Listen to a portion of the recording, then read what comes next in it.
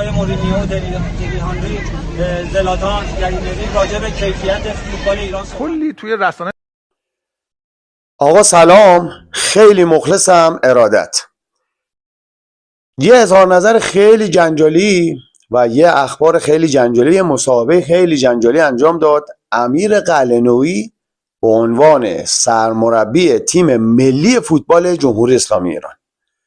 اول اینکه خیلی تعریف و تمجید و ما خوب بازی کردیم، ما ال کردیم، ما بل کردیم و اصلا یه سری چیزای عجیب غریب. بعد اینکه تو صفحه رسمی پیج اینستاگرام فدراسیون فوتبال جمهوری اسلامی ایران اومد یه متنی منتشر کرد که تنها تیم بدون باخت جام جهانی و اینو خیلی بزرگ کرد و مرد خودتیو از اینجور برنامه ها. حالا ایناش به کنار، ایناش ما میذاریم به کنار. تو یه مصاحبه خیلی جنجالی اومد گفت که تیری هانری از بازی و نحوه عملکرد تیم ملی در جام جهانی صحبت کرده و تمجید کرد.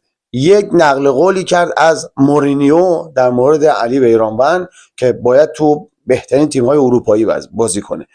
یه نقل قولی کرد از زلاتان ابراهیموویچ که من بازی‌های تیم ملی رو دیدم و آینه میدونم خیلی قشنگ بازی میکردن و اینا. گری نویل و بعد یه اظهار نظری کرد از بوفون که آقا نمیدونم خیلی تمجید کرده هم از علی بیرانوند، و در صورتی که همه میدونن و تو جرایدم اومد، تو اخبارا و از قول عادل فردوسی پور هم اومد که کلن اینا همه کذب بوده و همچین مصاحبه‌ای انجام نشده. نه زلاتان، نه تیری هانری، نه مورینیو، هیچ کدوم از اینا هیچ مصاحبه‌ای که آقای قلعه‌نویی گفتن رو اصلا بالکل انجام نداده بودن. و اصلا این خیلی بده که سرمربی تیم ملی فوتبال جمهوری اسلامی ایران که در جام جهانی حاضر بوده بیاد خیلی شیک استناد بکنه به یک سری اخباری که اصلا کلا اتفاق نیفتاده، اصلا گفته نشده. واقعا اصلا کار خیلی بعیدیه. ببین شما عملکردت خوب بوده، تقریبا خوب بوده دیگه، حالا خودت دفاع میکنی، تقریبا خوب بوده، حالا باخت ندادی، یکم بدشانسی هم آوردی، اصلا نحوه آمادسازی تیم ملی هم واقعا مناسب نبود، همه اینا به کنار.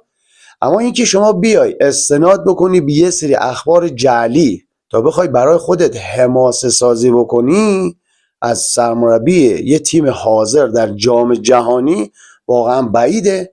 شما باید بیای حقایق رو بگی، اون چیزی که اتفاق افتاده رو بگی، تو ترکیه چه گذشت، چه جوری رفتین، برای ویزا، برای هر بازی بیای بری، همه اینا رو واقعیات رو بگی. بعد دیگه حالا همه چیزو بذاری به دست مردم خودشون قضاوت میکنن.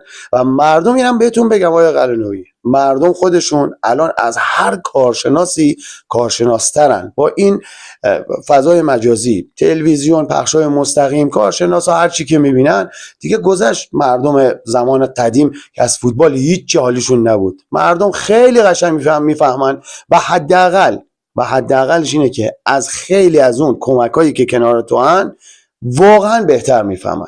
اینو میتونن تو همین ویدیو بینندگانی که میبینن تصدیقش کنن. قربون شکلت.